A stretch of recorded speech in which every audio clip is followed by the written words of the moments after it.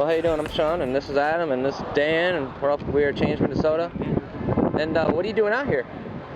Just taking it out, so trying to support what's going on. Yeah. So what do you think, about this gathering? It's pretty big numbers for kind of a last-minute put-together, protest. Yeah, well, I mean, I think people, there's a definite general clear, slant and bias towards the strong that, that hurts the weak. And so, I think a lot of people across the board just have this general sense that something needs to be done, and that it's going to require a whole lot of togetherness, and that it's going to require a whole lot of, discussion and dialogue and movement and action by a broad spectrum of people. Yeah.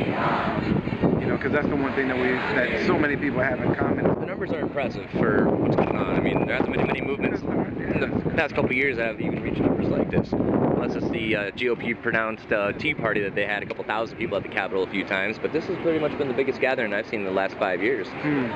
Besides like the RNC, which is one of the big protests. But what did you think about the RNC protests out there? How the cops were treating the people? And I was actually on the road. I was out of town when that happened, so I wasn't able to go. But I mean, I saw the footage. That I'm happy to see is that it's really important to understand what they're going to do, and so to antagonize them and even try to stop them from doing what they're doing doesn't help. You know what I mean? So it's good to see this being such a peaceful thing. Although if it was ugly, I wouldn't leave. You know what I mean? Brother Ali, on like a somewhat unrelated note, but some of us feel it is related. From the perspective of a Muslim, could you perhaps, shed some light on your personal views with respect to 9/11? Many of us feel that, there are a lot of unanswered questions. Many are calling for an investigation into the events, a true, private, bipartisan investigation. What would you say about 9/11? Do you have any questions about that? Would you support a new investigation? Yeah, I think a lot of things need to be investigated. 9/11 definitely, but and not to downplay the importance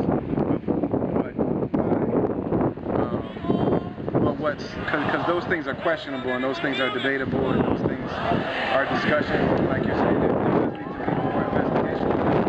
What I think is universally accepted is that a lot of human beings have sacrificed a lot of our rights, you know what I mean, in the name of security. The Patriot Act and the fear base that they're doing, the bailouts, the extra money they've created, but like the Federal Reserve, I mean, they've been going crazy the last decade. I mean, I personally have a file with the Department of Homeland Security.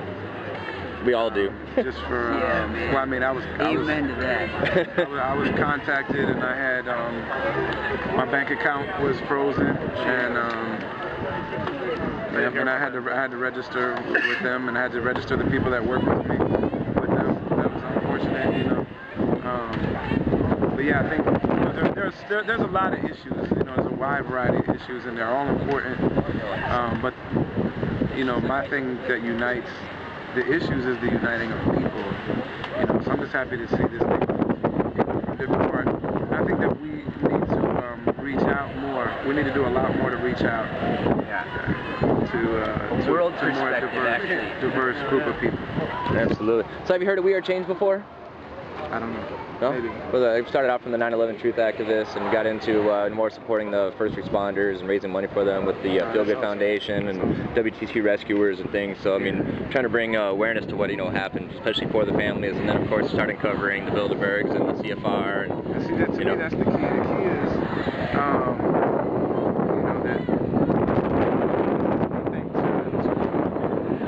to develop these concepts. They call them theories, you know what I mean? I'm sure you guys get called the CT word all the time. But and my brother is very much, people call him a conspiracy theorist all the time. So he's heard of Alex Jones? Yeah. Fan? Are you? Me? Yeah. No. No. There's something you like to air out about that? I mean, we're all about truth, so. No, I just don't. I don't like I don't like being brainwashed for anything. Yeah. I don't like being spoken to in that way. Corralled and Like, you need to know that this is happening. Like, I'm just kind of like, man, just talk to me. Just give me the information. You know, I don't need to show.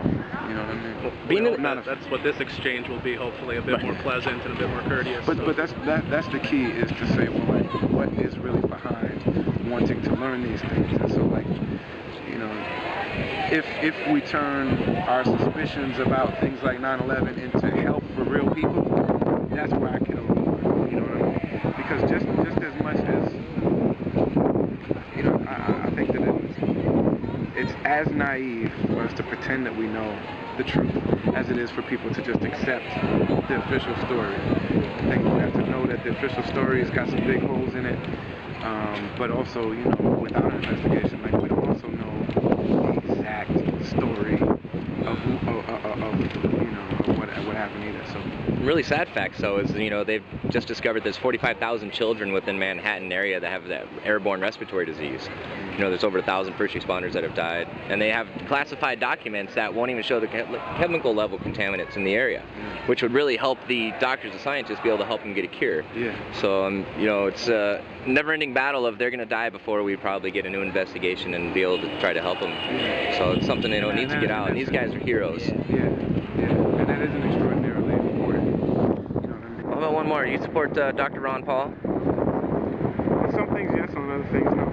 You think he'd be a good president? Do you think he's kind of the last? I mean, what do you think for next year's next election president? I haven't decided.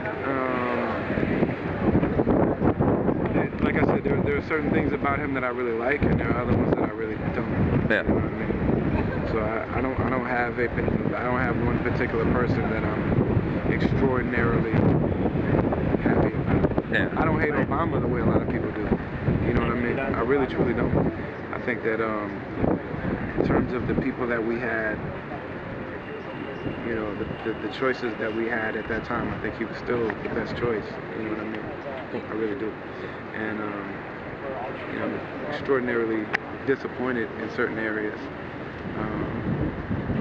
But I'm not the anti-Obama person that I think a lot of people are. I think more along the lines we all need to get more of a sense of local unity and be able to kind of more or less help each other, because things are going to get bad, and if we don't care for our neighbors, we're not going to really expect help from them when we need it. Yeah. So yeah, you know, I mean, yeah, unity is the key. You know what I mean? Unity, talking, openness, and really truly opening our hearts. You know what I mean? Opening our hearts, opening our minds.